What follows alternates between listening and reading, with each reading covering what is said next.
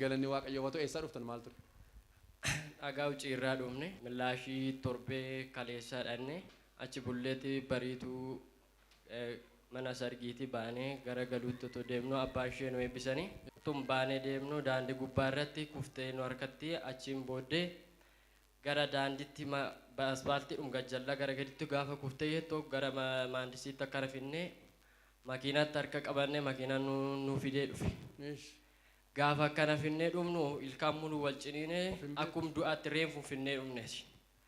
Gaafa finnee dhumnu bazmarii kanarratti asirraan gaafa finnee dhumnu akkana gaafa seensifnu asitti du'aa dhumshi seensifnee asii gaafa ba'a. Wani siraatii baatu? Yoo fuudhe? Eessaa garaa? Milaashii. Milaashii keessatti jaallatanii?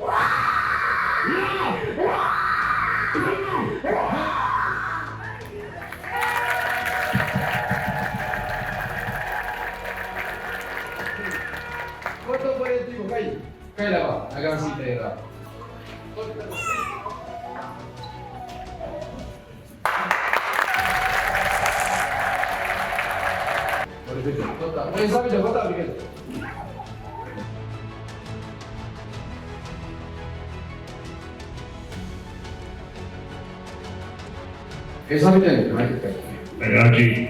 Malta, ¿no quiere que yo lleve esto? Aquí. Me queda de todo mi perro. Realmente no acabo de dar. ¿Cuál es el activado? Yo pude.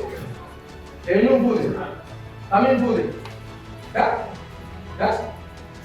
¿Ahora qué dices? ¿Esa cara? Milaashii. Milaashii que te pisa de ahí. Mal que te vi. Amante.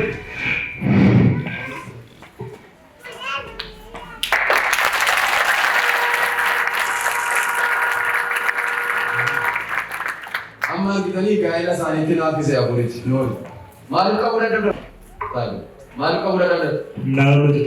Mal ka over dalte. Over dalte. Eshi. Aqui não é isso. Makina ise targata. Aqui vou ter assim. Ha? Aqui vou ter assim também. Makina betu? Like.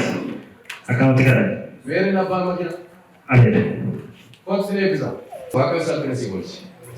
Gofta gare desi bata. Ergaman dukkana sirra hargutam.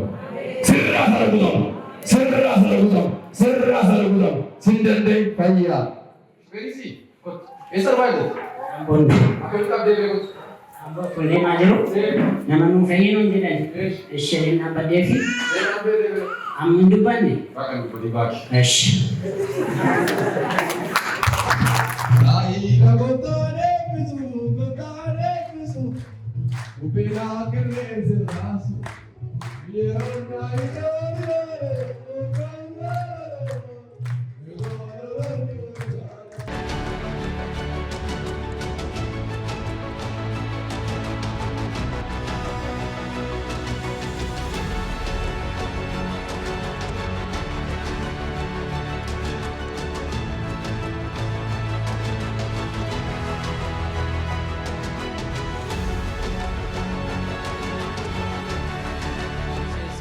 Asii gaafa baanu fayyaa ishee fudhannee gallee waaqayyo nu galateeffadha.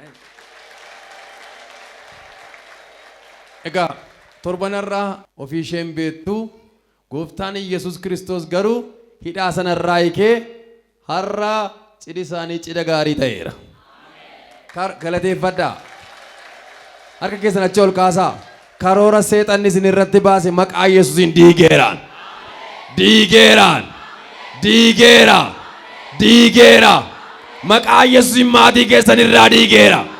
Jireenya keessan irraa diigeera.